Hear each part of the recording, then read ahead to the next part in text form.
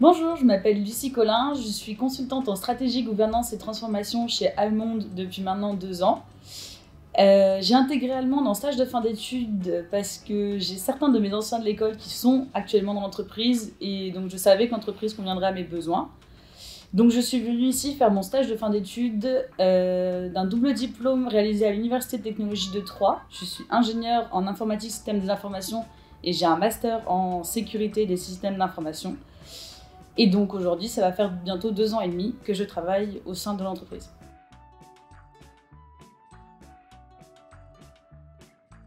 Donc j'ai commencé ici avec mon stage de fin d'études. J'avais un sujet d'études des transformations cloud chez nos clients. Ça m'a permis de passer beaucoup de temps avec nos clients et de découvrir un peu l'écosystème Almonde avec mon maître de stage. Et ensuite, je l'ai aidé lui à participer sur certaines de ses missions pour venir en renfort. Donc j'ai pu vraiment découvrir le métier de consultant. Donc mon stage en fait s'est terminé sur ces sujets-là et j'ai commencé mon CDI une semaine avant le premier confinement avec du coup certaines missions avec mon maître de stage qui est devenu mon manager et on a continué ensemble sur les sujets qu'on avait auparavant, même si du coup avec le premier confinement un peu moins de travail, donc j'ai aussi fait pas mal de formations. Mais au global, mon intégration s'est faite dans la durée avec les mêmes encadrants et les mêmes personnes.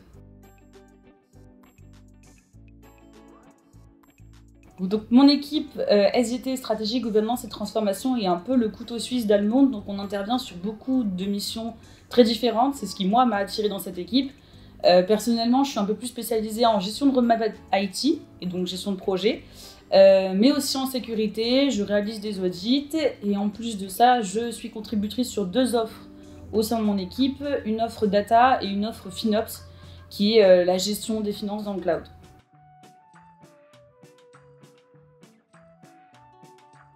Je n'ai pas vraiment de journée type parce que j'interviens sur des missions au forfait, c'est-à-dire que c'est des missions où j'ai un nombre de jours pour parvenir aux résultats définis avec le client. Cela me permet d'organiser ma semaine avec des journées où je fais beaucoup de réunions avec mon client et d'autres où je fais beaucoup de rédaction de livrables.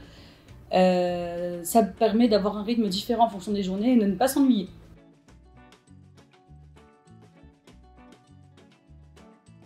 Récemment, chez un de mes clients, on vient de terminer la roadmap 2022 pour la mise en place de leur PSSI, donc la politique des sécurités des systèmes d'information. Et donc ça nous a pris 6 mois d'études et de recherche pour définir ce projet et qu'on va piloter en plus. Et donc le voir aux portes de la réalisation avec le budget pour 2022 qu'il faut, les gens qu'il faut, c'est très valorisant.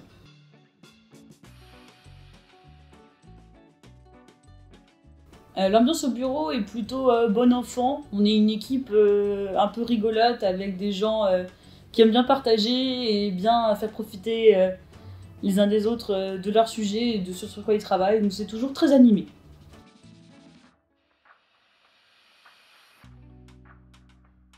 Team After Work et on devrait m'en élire chef.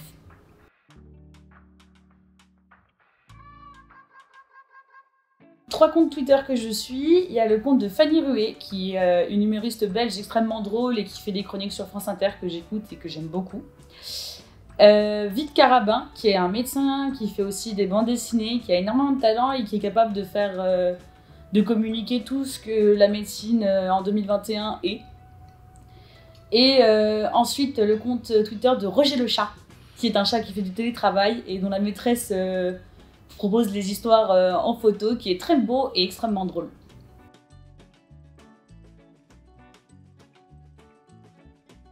Le saumon, les tartares, les sushis, le saumon fumé, surtout pour Noël.